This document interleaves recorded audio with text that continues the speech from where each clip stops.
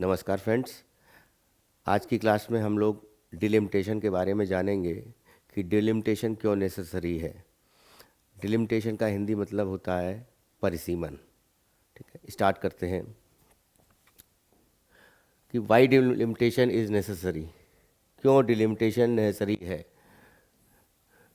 तो India is currently facing the important political decision regarding delimitation, which means redrawing the boundaries of the parliamentary constituencies based on the change in population.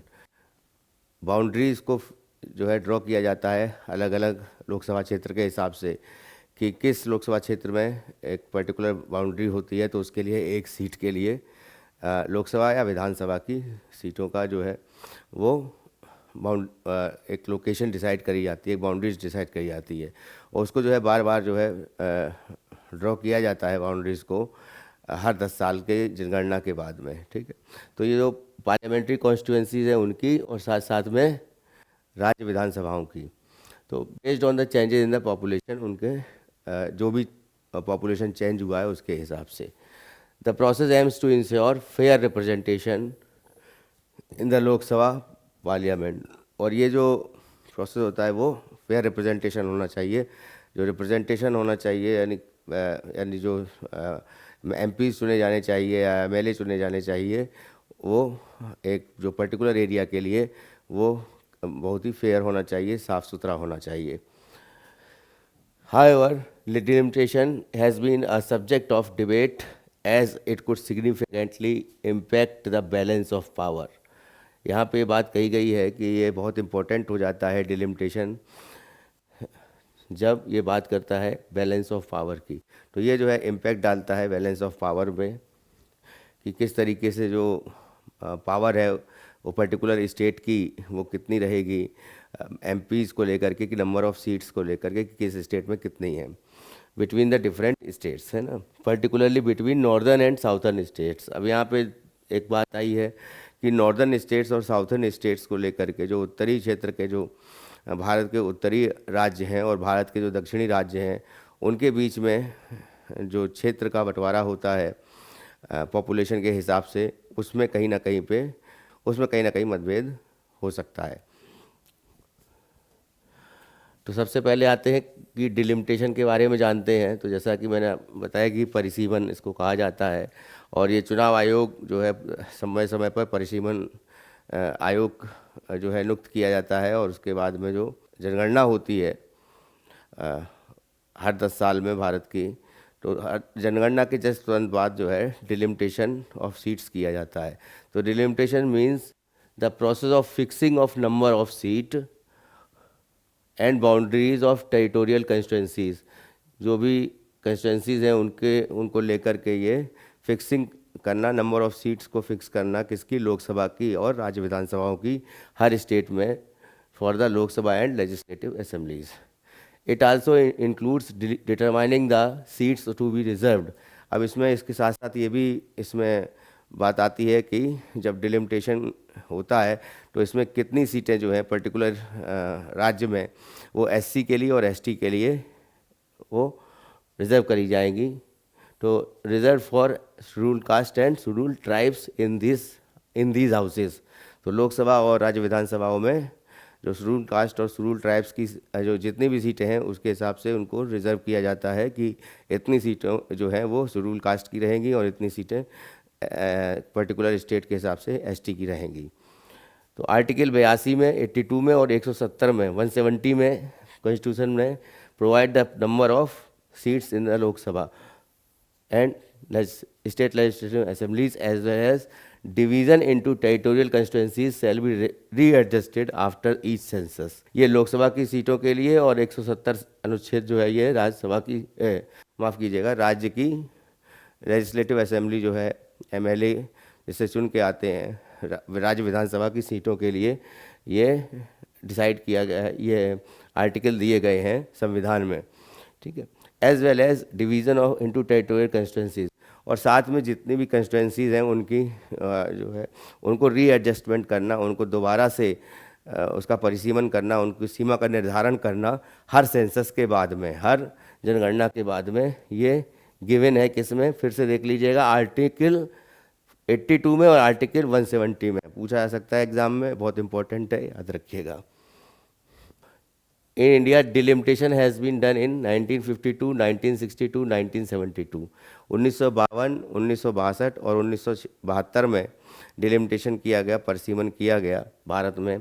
और 1976 में the process was Frozen two prevent states that controlled their population growth from losing representation.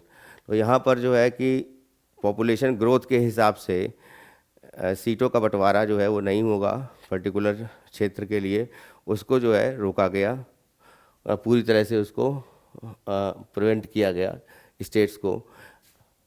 This freeze was extended again in 2001। 2001 की जनगणना में भी ये अभी तक जो है इसमें परसीमन जो है नहीं हुआ है।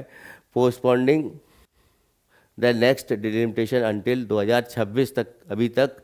तो 1976 में जो है ये उसके बाद जो है कोई भी डिलिमिटेशन नहीं हुआ 1972 के बाद में, और 1976 से जो है ये प्रोसेस को जो है वो रोक दिया गया। ठीक है, और ये रोका क्यों गया, क्योंकि उस समय जो है देश में आंतरिक अशांति का माहौल था और जो है गवर्नमेंट बदली थी, जनता पार्टी की सरकार आई थी कांग्रेस की सरकार के बाद में। उस समय प्रधानमंत्री थी इंदिरा गांधी, और इंदिरा गांधी के बाद में ये मोरारजी देसाई जो है प्रधानमंत्री बने थे। तो उस दौरान में डिलिमिटेशन को रोका गया था। ठीक है, तो delimitation commission in India is a high power body. अब ये डिलिमिटेशन कमीशन क्या है, इस परसीमन आयोग जो है इसको हाई पावर बॉडी बोला जाता है। Whose orders have the force of law. तो जिसके ऑर्डर जो है वो फोर्स ऑफ लॉ पे डिपेंड होते हैं और can not be called in a question before और एनी कोर्ट। यानी डिलिमिटेशन कमीशन के द्वारा जो भी संस्तुतियाँ दी जाती हैं वो, या जो भी प्रावधान किए जाते हैं वो किसी भी तरीके से कोर्ट में भी उनको चुनौती नहीं दी जा सकती है। ठीक है, और साथ साथ तो ये ऑर्डर्स होते हैं ये come into force on the date to be specified by the president। जो राष्ट्रपति हैं तो इस ऑर्डर को के हिसाब से कब से ये लागू होंगे उसके बारे में राष्ट्रपति के द्वारा बताया जाता है, president of India on his behalf. Delimitation commission के बिहाफ में प्रेसिडेंट ऑफ इंडिया के द्वारा ये इसके जो प्रावधान है वो कब से लागू होंगे इनको बताया जाता है। पर्टिकुलर डिलिमिटेशन कमीशन जब जब बने हैं तो उसके बाद में राष्ट्रपति के द्वारा ही उनको जो है लागू होने की तिथि को बताया गया है। और एक बात और यहाँ पे इम्पोर्टेंट है कि लोकसभा और राज्यसभा में जाकर के असेंबली या फिर ये संसद में जाकर के इनको डिलिमिटेशन कमीशन की जो भी रिपोर्ट होती है उसको जो है रखा जाता है, लेकिन उसमें कोई भी संशोधन करने का प्रावधान लोकसभा एवं राज्यसभा को नहीं है। ठीक है, बात आते हैं कि कॉन्स्टिट्यूशनल रिक्वायरमेंट। तो डेमोक्रेसी, हमारा देश जो है लोकतांत्रिक देश है, यानी रूल ऑफ गवर्नमेंट जो है, जो भी पावर है गवर्नमेंट की वो किस में है, जनता में है, बाय द पीपल। यानी गवर्नमेंट जो चुनी जाती है, सरकार, वो जनता के द्वारा चुनी जाती है। किस तरह से, अप्रत्यक्ष रूप से देश का हेड जो है हमारा अप्रत्यक्ष रूप से चुना जाता है जनता द्वारा। देखिए दो तरह से लोकतंत्र होता है, एक होता है प्रत्यक्ष और एक होता है अप्रत्यक्ष लोकतंत्र। प्रत्यक्ष लोकतंत्र का मतलब है जो हेड ऑफ द स्टेट रहेगा या जो प्रेसिडेंट रहेगा वो हमेशा जो है प्रत्यक्ष रूप से जनता द्वारा चुना जाएगा, यानी उसके वोटिंग जो होगी वो सीधे सीधे जनता द्वारा की जाएगी। तो ये इसको कहते हैं प्रत्यक्ष लोकतंत्र। पूरे विश्व में जो है स्विट्ज़रलैंड में प्रत्यक्ष लोकतंत्र है। और अप्रत्यक्ष लोकतंत्र कहने का अर्थ ये है कि हम मेंबर्स चुनते हैं पार्लियामेंट के, या कह सकते हैं कि हम संसद के सदस्यों का चुनाव करते हैं, और या जो भी सदस्यों का चुनाव करते हैं वो सदस्य मिल करके जो देश का सबसे ऊपर बॉडी है, जो प्रेसिडेंट है, उनका चुनाव करते हैं। तो इसको अप्रत्यक्ष लोकतंत्र कहा गया है जो भारत में है। ठीक है, तो the government is elected by the majority with the bold principle of one citizen, one vote, one value। एक सिटीजन का एक वोट की एक वैल्यू होनी चाहिए। अब यहाँ पे ये बात आती है, क्या पर्टिकुलर स्टेट्स में अलग अलग होनी चाहिए? नहीं, पूरे भारत में एक सिटीजन के एक वोट की एक वैल्यू होनी चाहिए, ठीक है, सेम होनी चाहिए मतलब उसकी वैल्यू। तो number of seats in the Lok Sabha based on 1951 1951 में, 1961 में और 1971 में जो सेंसस हुए, जो जनगणना हुई, उसके हिसाब से जो लोकसभा की सीटों को फिक्स किया गया। सबसे पहले 1951 में 494 सीटें थीं, फिर 1961 में 522 हुई और 1971 में ये सीटें बढ़ के 543 हो गई। अभी हमारा 543 सीटें का प्रावधान है। जो मैक्सिमम जो है अभी तक जो है लोकसभा में कितनी सीटों का चुनाव होता है? 543 सीटों का चुनाव निर्वाचन होता है निर्वाचन आयोग द्वारा, है ना। तो व्हेन द पॉपुलेशन वाज, अब इसमें भी पॉपुलेशन का की बात कही गई है कि एट दैट टाइम 36.1 करोड़ जो है पॉपुलेशन, ये 1951 में थी। 1961 में जब जनगणना कराई गई तो 43.9%, 43.9 करोड़ जनसंख्या थी 1961 में, और 1971 में जो है ये 54.8 करोड़ जनसंख्या हो गई। और उसके हिसाब से अगर ब्रॉडली वे में लें तो एवरेज पॉपुलेशन जो है वो 7.3 1951 में और 8.4 ये लाख में है ना। 7.3 लाख 1951 में, 8.4 लाख 1961 में और उसके बाद में 10.1 लाख 1971 में। ये अलग अलग प्रति लाख में जनसंख्या जब जनगणना कराई गई तब थी, ठीक है। So however this has been frozen, अब ये जो है इसको पूरा जो है एक तरह से बंद कर दिया गया as per the 1971 census in order to encourage people control measures so that the states with higher population growth do not end up having higher number of seats। इसको इसलिए फ्रोजन किया गया कि पर्टिकुलर स्टेट जो है, मान लीजिए कोई स्टेट है, उसमें पॉपुलेशन ग्रोथ जो होती है पर्टिकुलर 10 ईयर्स के टाइम पीरियड में वो ज़्यादा होती है। तो ज़्यादा पॉपुलेशन ग्रोथ का मतलब ये नहीं है कि ज़्यादा उसको उस राज्य को सीटें मुहैया, उस राज्य को सीटें जो है वो आवंटित की जाएँ, है ना। तो उसके बाद जो है इसमें इसको रोकने के लिए इसको रोक दिया गया कि इस जो परंपरा थी कि जिस हिसाब से पॉपुलेशन कंट्रोल को मेज़र किया जाता था उसके हिसाब से डिलिमिटेशन नहीं करना है, परिसीमन नहीं करना है, ठीक है। This was done through the 42nd amendment act. ये 42वें संविधान संशोधन द्वारा इसको जो है फ्रोजन किया गया था 1971 की जनगणना के बाद में। और 1972 में जो है परिसीमन आयोग जो बना था, अभी तक हम लोग उसी 1972 के परिसीमन आयोग के तहत जो 543 सीटें लोकसभा की आवंटित की गई थी, तो अभी भी 543 सीटें ही लोकसभा की हैं और जिन पर चुनाव होता है जनता के द्वारा, ठीक है। तो टिल द ईयर 2000, और उसका इसको एक्सटेंड किया गया 84वें संविधान संशोधन के द्वारा 2026 तक, यानी 2026 तक। अभी तक जो जनगणना 2001 की है, उसके बाद में 2011 की जनगणना आई है, लेकिन इसको जो है हमने माना कब से? 1972 के डिलिमिटेशन से, ठीक है। तो 1971 की जो जनगणना हुई थी उसके बाद उसी को जो है हम लोग मानते आए हैं और 543 सीटें उसी को लेकर के हैं।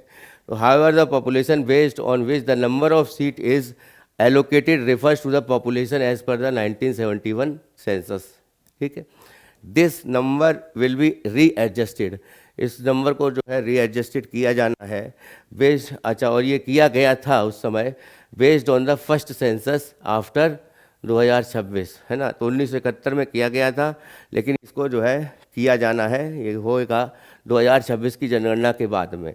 तो अभी तक जो जनगणना हुई है तो डिलिमिटेशन जो परिसीमन हुआ है वो 1972 में हुआ, उसके बाद नहीं हुआ है, और उसके बाद जो है 1926 में 2026 में जो जनगणना होगी उसके बाद में फिर से डिलिमिटेशन किया जाएगा। उसका जो है एक बाउंड्री जो है पॉपुलेशन के बेस के हिसाब से लोकसभा की सीटों का आवंटन किया जाएगा, या उनको जो है सीटों को बढ़ाया जाएगा, क्योंकि पहले से ही सीटें जो है कम हैं, है ना। तो boundaries of territorial constituencies were readjusted without changing the number of seats. तो बाउंड्रीज जो टेरिटोरियल कंस्टिट्यूंसीज की थी उनको जो है रीएडजस्टेड किया गया था without changing number of seats को, बिना चेंज करते हुए। तो बाउंड्रीज को रीएडजस्टेड कर लिया गया था। और सीट्स जो थी SC ST की, वो 2001 की जनसंख्या के हिसाब से उनको जो है फिर से will be carried out after 2026 के जो जनगणना इसके बाद होगी, उसके हिसाब से SC ST सीटों का आवंटन भी किया जाएगा। चैलेंजेस क्या हैं डिलिमिटेशन को लेकर, challenges and concerns about the delimitation. तो सबसे पहला है पॉपुलेशन एंड रिप्रेजेंटेशन का इम्बैलेंस। जो जनसंख्या है और उस जनसंख्या के हिसाब से, प्रति जनसंख्या के हिसाब से जो एक MP चुना जाता है या एक MLA चुना जाता है, उसका इम्बैलेंस है, उसमें कहीं भी जो है एक तरह से बैलेंस नहीं है।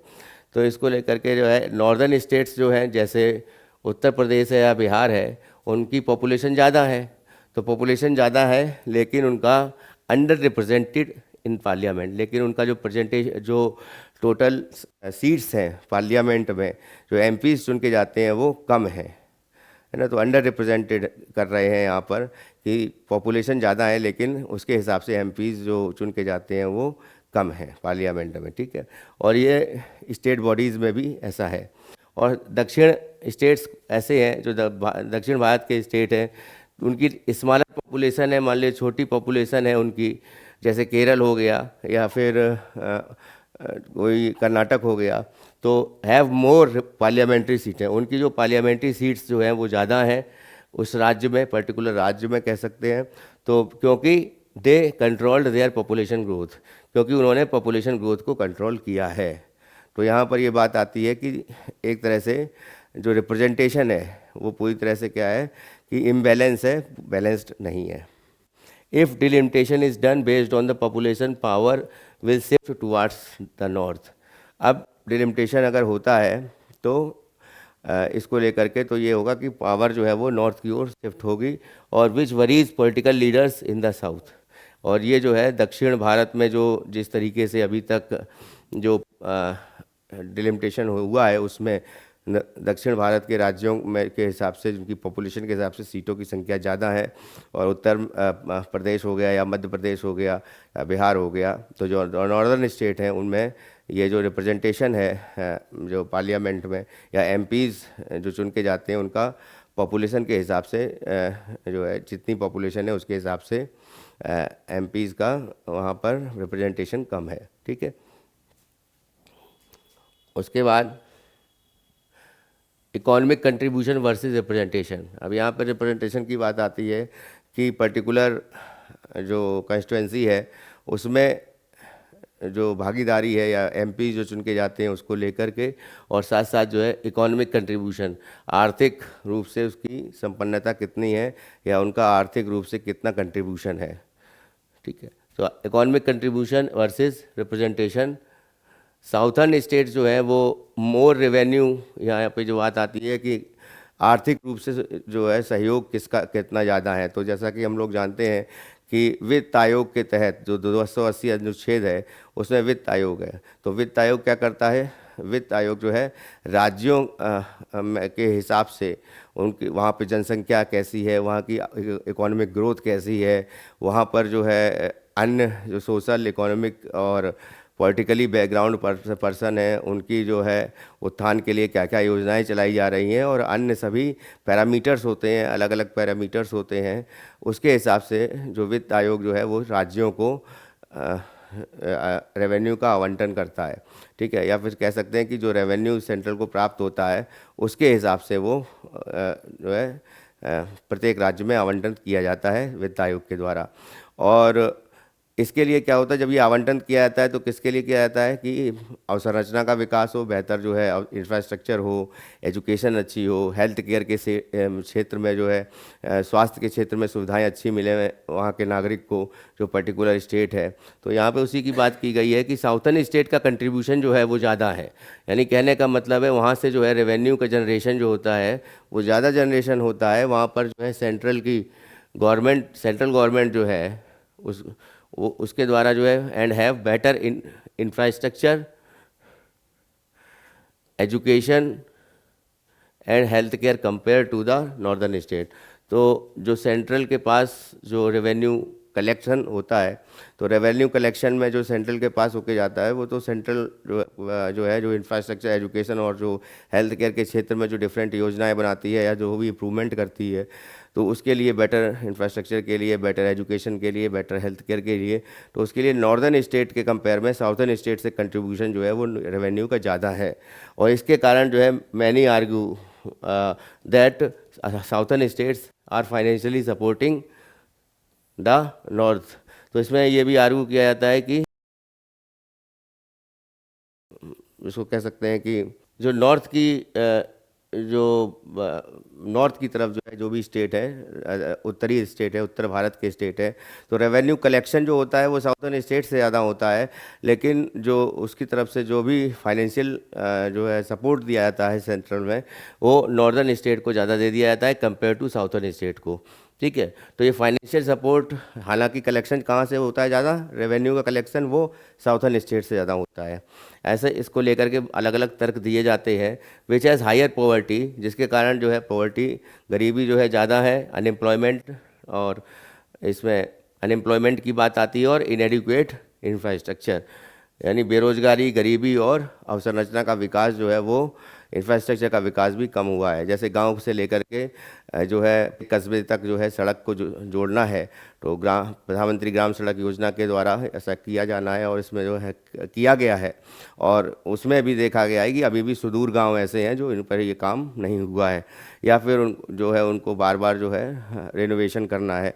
तो उसके लिए जो है ये इंफ्रास्ट्रक्चर को तवज्जो जो है नॉर्दर्न स्टेट में ज़्यादा दिया जाता है कंपेयर टू दक्षिण। ठीक, इसी बात आती है यहाँ पे, तर्क दिए जाते हैं। If the northern gets the more representation due to delimitation, it could increase political dominance without addressing economic inequalities.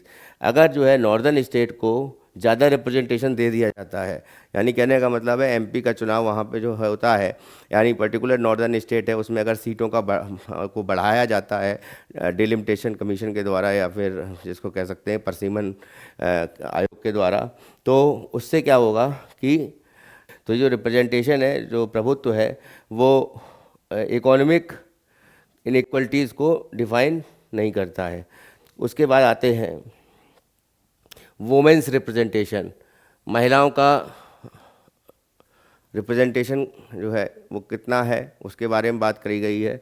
तो वुमेन रिजर्वेशन बिल, जैसा कि हम लोग को पता है, 2023 अभी भी पेंडिंग है, और aims to reserve the seat, कितनी सीटें, 1/3 सीटें लोकसभा में, 1/3, और राज्य विधानसभाओं में महिलाओं का रिजर्वेशन होना है।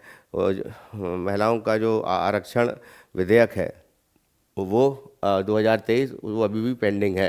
तो seats in the parliament and assemblies for women, ठीक है, 1/3 सीटें के बारे में बात की गई है। However the will be implemented, और ये जो बिल जो है वो भी पूरी तरह से पारित नहीं हुआ है, और इसको जो है इम्प्लीमेंटेड भी होना है आफ्टर द नेक्स्ट डिलिमिटेशन। आने वाली जो नेक्स्ट डिलिमिटेशन होगी, जो परसिमन होगा, और उसके द्वारा जो है वुमेन्स का रिप्रेजेंटेशन फिर भी जो है डिफाइन किया जाएगा, या वो जो इसके कारण जो है वो डिले हो गया है, कब तक, 2029 तक। तो महिलाओं का रिप्रेजेंटेशन हमारे देश में अन्य देशों के मुकाबले जो है, जितने भी हम डेवलप्ड स्टेट कहे जाते हैं, डेवलप्ड कंट्रीज़ कहे जाते हैं, विकसित देश कहे जाते हैं, वहाँ पर महिलाओं का जो कंट्रीब्यूशन है, या जो महिलाओं की जो सीट्स हैं, अमेरिका में हो गया कांग्रेस में, या फिर संसद में, पार्लियामेंट में, ब्रिटिश में, या अन्य रशिया है, या और देश भी हैं, तो जो विकसित देश हैं, या फिर कह सकते हैं जो उच्च विकासशील देश हैं, तो ऐसे देशों में जो महिलाओं का रिप्रेजेंटेशन है पार्लियामेंट में वो ज़्यादा है। तो हमारे देश में ऐसा नहीं है, कम है, और उसको भी रिवाइज करना है, उसको भी लागू करना है 2029 तक, ये उससे पहले ही, ठीक है। तो उसके बाद जो है इम्पैक्ट ऑन SC/ST रिप्रेजेंटेशन। अब इससे जो है SC/ST रिप्रेजेंटेशन पर क्या प्रभाव पड़ता है, तो ये SC/ST का जो सीट्स है वो रिजर्व की जाती हैं किसी पॉपुलेशन के आधार पर, जनसंख्या के आधार पर। तो सीट का एलोकेशन भी उसी हिसाब से होता है। तो 2001 की जनसंख्या के हिसाब, जनगणना के हिसाब से इसको जो है एलोकेशन किया गया था, सीट का बंटवारा किया गया था। और मेनली SC/ST कम्युनिटीज़ जो हैं वो आर अंडर रिप्रेजेंटेड, और उसमें जो SC/ST कम्युनिटीज़ जो है पर्टिकुलर, जैसे मान लीजिए SC में कुछ कम्युनिटीज़ आती हैं, उनमें जो रिप्रेजेंटेशन है, मान लीजिए एक कम्युनिटी का ज़्यादा है, अन्य कम्युनिटीज़ का कम है, तो ये रिप्रेजेंटेशन जो है एक तरह से प्रॉपर नहीं है। तो SC/ST कम्युनिटीज़ जो है वो अंडर रिप्रेजेंटेड भी है 2001 की जनगणना के हिसाब से। तो जो एलोकेशन ऑफ सीट्स है वो भी उस हिसाब से नहीं किया गया है, जिस हिसाब से किया जाना है। तो ये भी एक इम्पैक्ट डालता है डिलिमिटेशन पर कि, और फॉर एग्जांपल मान लीजिए कि 2023 में कास्ट बेस्ड सेंसस सर्वे हुआ, और बिहार ने पाया कि SC की जो है सीटें, SC की जो जनसंख्या है वो 15.9% जो है से लेकर के 19.65% तक हो गई है, और ST की 1.2% से 1.68% तक हुई है। मतलब इतनी जो है सर्वे में पाया गया कि इतनी बढ़ी है जनसंख्या। तो उसके हिसाब से ये रिप्रेजेंटेशन जो है वो नॉट बीन अपडेटेड अकॉर्डिंगली, तो उसको अभी तक जो है अपडेटेड नहीं किया गया है ना। नेक्स्ट है political impact north versus south. इसमें भी हमने बताया कि पॉपुलेशन बेस्ड सीट्स जो है वो एलोकेशन जो है could increase the dominance of the Hindi speaking northern states, reducing the influence of south. तो इसकी बात हमने कर चुकी है, इसको दूसरी तरह से फिर से ये जो है बात आई है कि जो एलोकेशन है वो हिंदी स्पीकिंग राज्य जो है, जो उत्तरी राज्य हैं, या कह सकते हैं जो हिंदी भाषी राज्य हैं, उनमें जो है ज़्यादा सीट का एलोकेशन होना चाहिए, और वो किसके हिसाब से, पॉपुलेशन के हिसाब से, ठीक है। और ग्रोथ की यहाँ पे बात नहीं की गई है, और साउथ के रेस्पेक्ट में।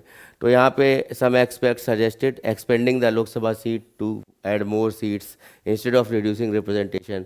तो यहाँ पर लोकसभा सीट को जो है वो बढ़ाना चाहिए, रिप्रेजेंटेशन को रिड्यूस करने के बजाय किसी भी स्टेट के।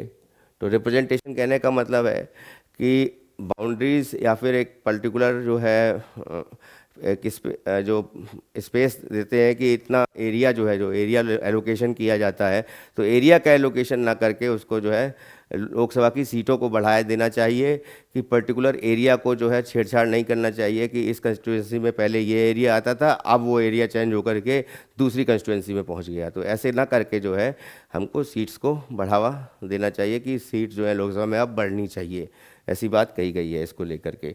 Other proposes strengthening the Rajya Sabha, और राज्यसभा की बात कही है कि प्रपोज किया गया है कि राज्यसभा की को भी स्ट्रेंथ किया जाना चाहिए।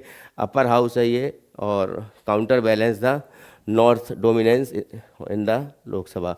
तो उत्तरी क्षेत्र के राज्यों की तरफ जो है झुकाव ना होते हुए राज्यसभा की सीटों को भी जो है इसको बढ़ाना चाहिए, और ये जो है इसका काउंटर बैलेंस होना चाहिए नॉर्थ डोमिनेंस को।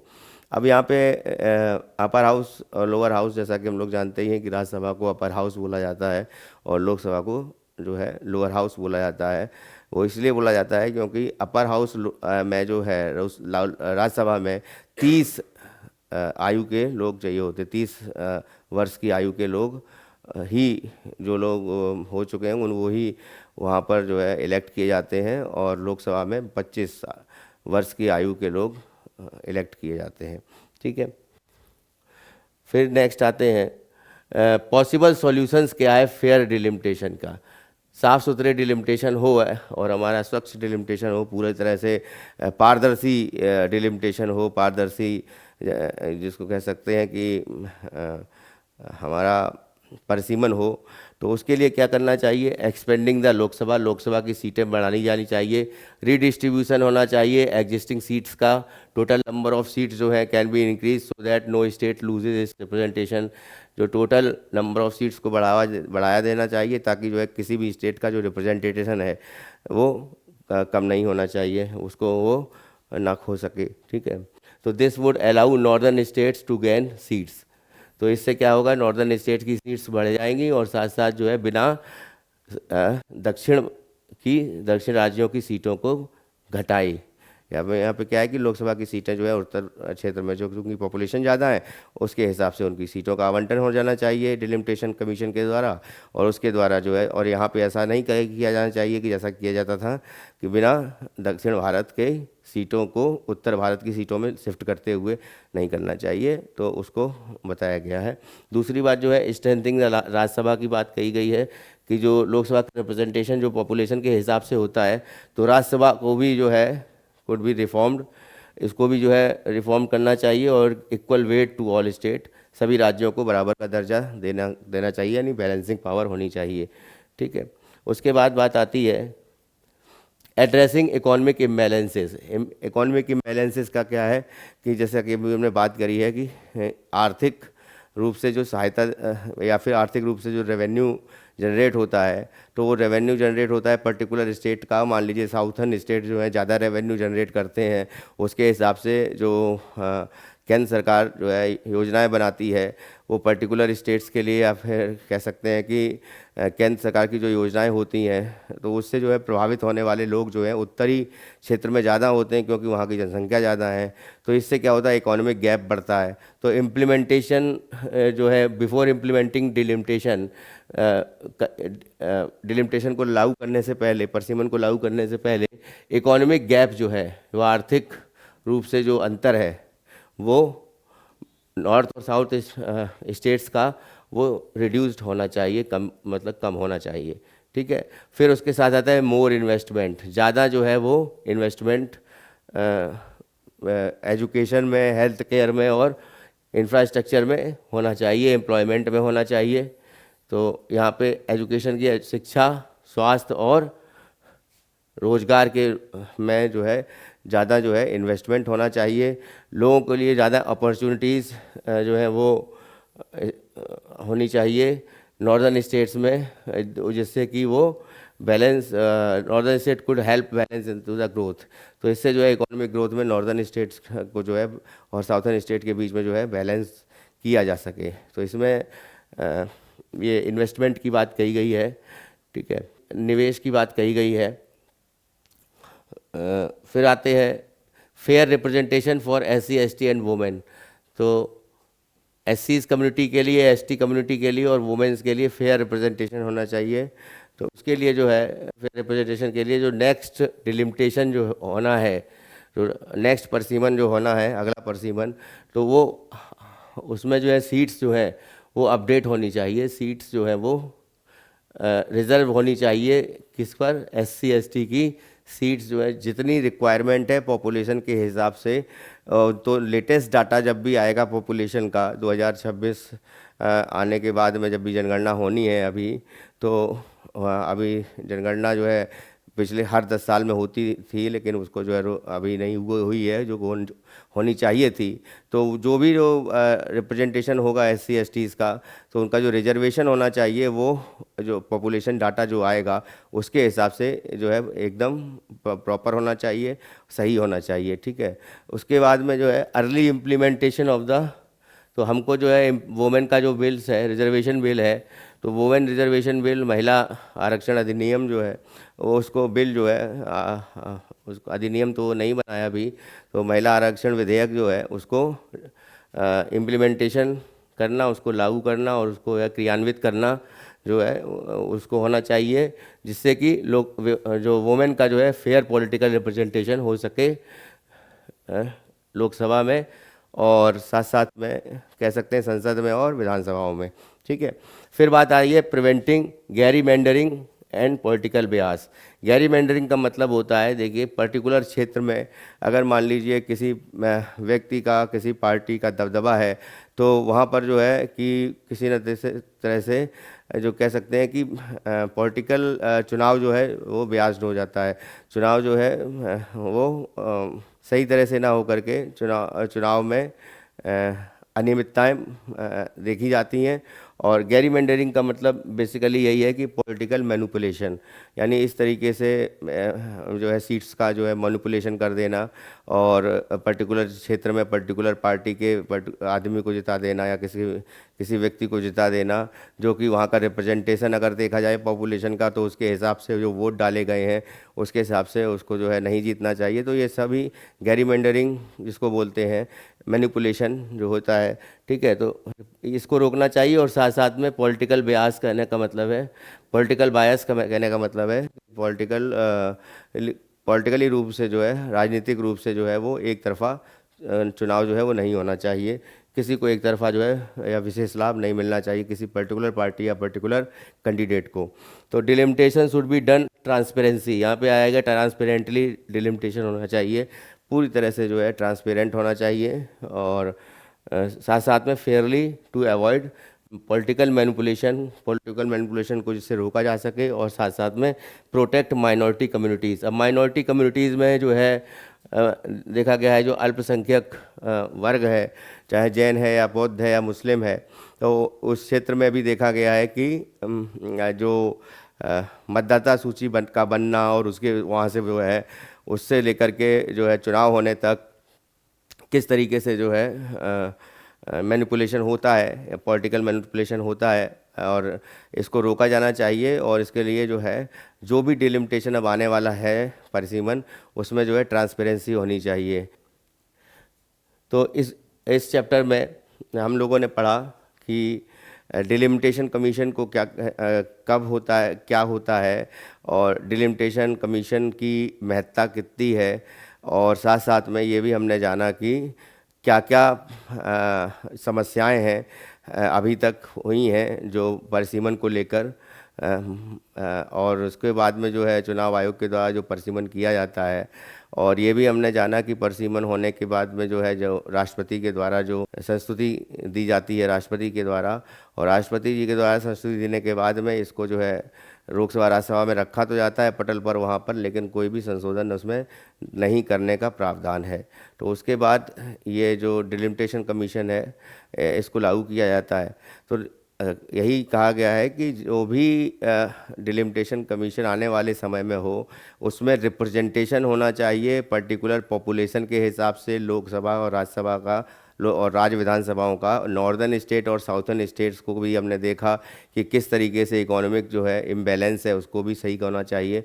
मैं समझता हूँ आपको जो है बेहतर तरीके से समझ में आया होगा, और इसको लेकर के आप कमेंट ज़रूर करें ताकि हमको लगे कि आपको इससे कितना जो है समझ में आया है और कितना जो है आप बेहतर इसको समझ सके हैं। और हमारे चैनल द्वारा आपको जो है किस प्रकार की सामग्री जो भी दी जा रही है और जो भी प्रदान की जा रही है वो परीक्षा के पॉइंट ऑफ व्यू से कितनी इम्पोर्टेंट है। आप लोगों से निवेदन है कि जो चैनल जिन लोगों ने सब्सक्राइब नहीं किया है वो लोग सब्सक्राइब कर लें और बेल आइकन दबा दें ताकि जो भी नया वीडियो अपलोड हो उसकी जानकारी आपको मिल जाए। बाकी डिस्क्रिप्शन में हमने अपने सभी जो वेबसाइट हैं या सोशल मीडिया कॉन्टैक्ट्स हैं वो उसके लिंक्स डिस्क्रिप्शन में गिवन हैं, वहाँ पर जाकर के आप जो है मेंबर बन सकते हैं वहाँ पर लिंक्स के माध्यम से। तो आज की क्लास को यहीं विराम देते हैं। धन्यवाद।